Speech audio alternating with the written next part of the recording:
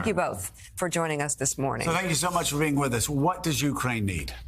They need more weapons, Yeah. and they are receiving more weapons, also advanced weapons, more advanced air defense systems, battle tanks, infantry fighting vehicles. But in addition to more systems, more weapons, we need to ensure that all the systems they already have work as they should, meaning that they need ammunition to the artillery they have already received. They need spare parts. We've heard there may be a need to move to more Western-style weapons. Well, we need to help them, and we work on that on the transition from Soviet-era equipment to NATO equipment and NATO doctrines and standards.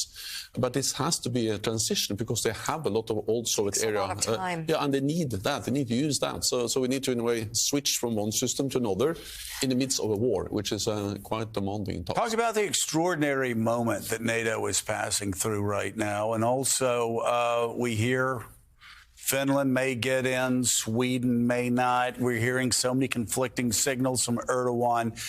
At the end of the day, Finland and Sweden, will they both become permanent NATO members? Yes, I'm absolutely confident that both will become permanent and full members of the alliance, not least because all allies, also Turkey, made an historic decision last summer to invite Finland and Sweden, and all allies, also Turkey, signed the accession protocols. And so far, 28 out of 30 allies have ratified in their national parliaments. And this is the quickest accession process in NATO's modern history. Right. So we have some more work to do, but I'm confident we'll end up with both as full members. David. Mr. Secretary General, if Turkey doesn't speedily move to this final step, will NATO just go ahead? You said that they're basically there in terms of the accession agreement. Will you just go forward so that Sweden and Finland will be a part of the alliance, even if Turkey hasn't signed off on it? Because they are already very much a part of the alliance, because as soon as the accession protocols were signed, they achieved what we call an invitee status. So they participate in NATO meetings. They are on both military and civilian meetings. They are more and more integrated in our military and civilian structures. And NATO has increased its presence in that part of Europe. And allies, including the United States... It's already happening. It's very much happening already, but of course it is important to finalize the whole process with the ratification in the Hungarian and the Turkish parliament. Let me ask you one more question. President Biden yesterday said something that was striking, which was basically Russia has lost this war. And I'm wondering whether you share that view, that for all the tough fighting that's ahead, it's now impossible for Russia to win. Do you believe that? So President Putin made at least two big strategic mistakes when he invaded Ukraine. The first was to totally underestimate the Ukrainians, their strength, their courage, their will to fight. And then the other big mistake was to underestimate NATO allies and partners, our unity, our commitment to support Ukraine.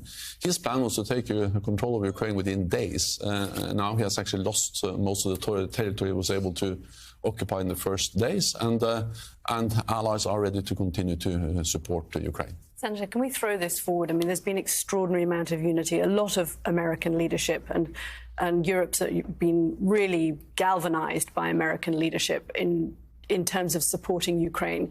Everyone I speak to says this is going to be a critical year, and things have gone better than people had expected for Ukraine up until now.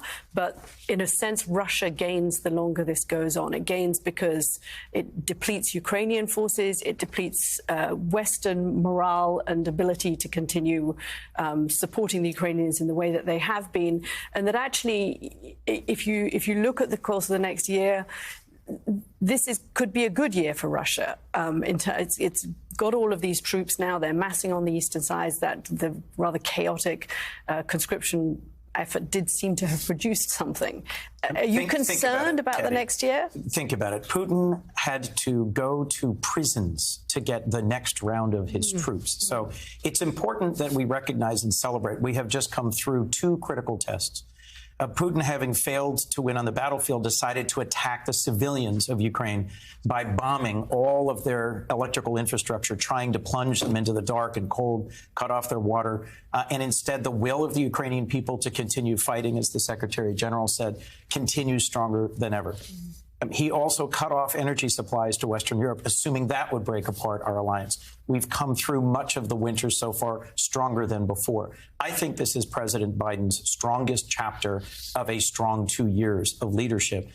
Our NATO partners, our allies, are stronger and with us than we've ever been. The level of investment in NATO defense and in support for Ukraine. Yes, this is going to be a tough year. This is when Russia's massive size and their style of fighting war, of just throwing men into the front lines, into the meat grinder of Bakhmut, into punishing artillery attacks. Sure. So we have to be determined, as the Secretary General said, for Putin to win this year, to somehow succeed in crushing Ukrainian resolve and NATO resolve, would shape this entire century. This is the front lines of freedom. And the United States has a critical role to play here, not just for Ukraine, not just for Europe, but for the world. You talked about our NATO allies, NATO partners standing shoulder to shoulder.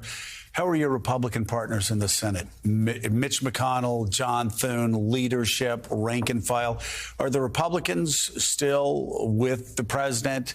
Do they still believe like you believe, like I believe, I think all of us around this table believe that Ukraine is the front line of freedom, and it does shape not only the next decade, but the way the world looks at this since. Senator McConnell, the Republican leader in the Senate, has been very clear and very forceful on this. Right after President Zelensky's speech at the end of last year, he gave some remarks on the Senate floor that were very clear about how important, how critical this fight is. Now, there are some voices at the right and left margins in the House saying, why so much money, looking at the cost.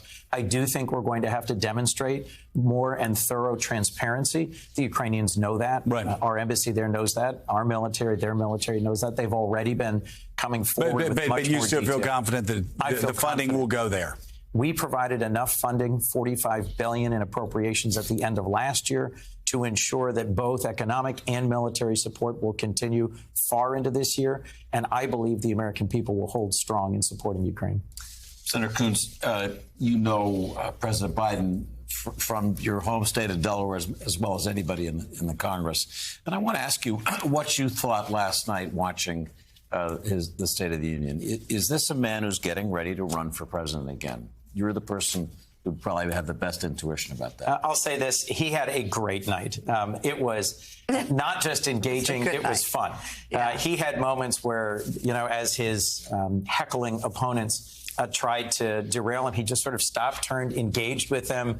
I think walked them into an unexpected uniform commitment to defend Social Security and Medicare. I think there were a couple of moments where the heckling brought us dangerously close, Caddy, to Prime Minister's questioning time, which is really not the role of the American Congress. He had a lot of good news to deliver to the American people about what's gotten done the last 2 years, about what's being delivered to strengthen the backbone of America, the middle class. I hope he's going to run for re-election. I intend to fully support him. That's a decision he's going to make and announce on his timeline. If he asked you, Chris, should I run again? Yes. What would you say? Absolutely, yes. There you go. Of course. So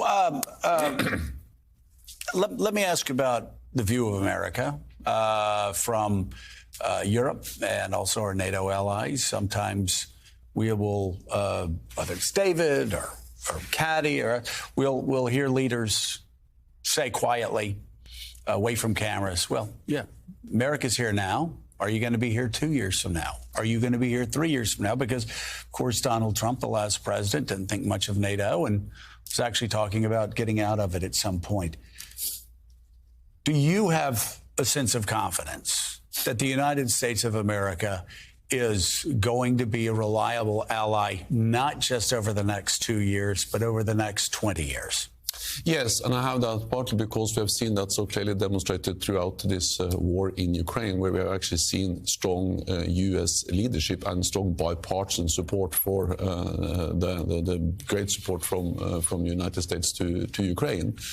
But we've also seen how important it is that North America stand together.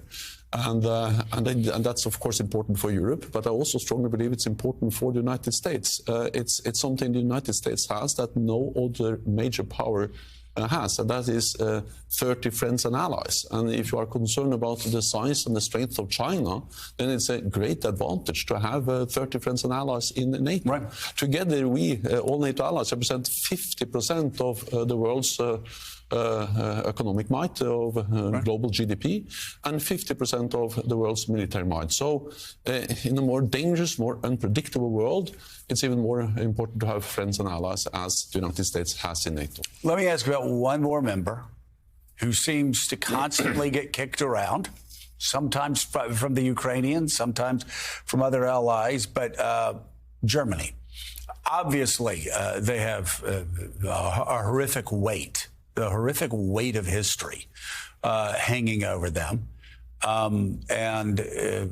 I personally think they've made some pretty bold moves over the last year, some very positive moves, but it seems that Germany's kind of getting kicked around a good bit inside and outside of Ukraine. Is Germany doing enough? Should Germany do more? Should we be grateful that Germany has made the moves they've made over the past 11 months? Germany has significantly increased their support for Ukraine. And if you look at the total numbers, NATO allies in total have delivered roughly $120 billion in military, economic and financial support to Ukraine. More than half of that is coming from Europe and Canada. And Germany is a very big part of that again. And that's because Germany sees the dangers that if President Putin wins in Ukraine, it's not only a tragedy for the Ukrainians, but it's dangerous for all of us. Right. Because it makes the world more dangerous and us more vulnerable. And that's also what they see in Asia. I visited East Asia last week. And they see that if President Putin wins in Ukraine, that sends a message to Beijing that the use of force is actually a way to achieve what they want. So this is really in our security interest to pay for supporting Ukraine.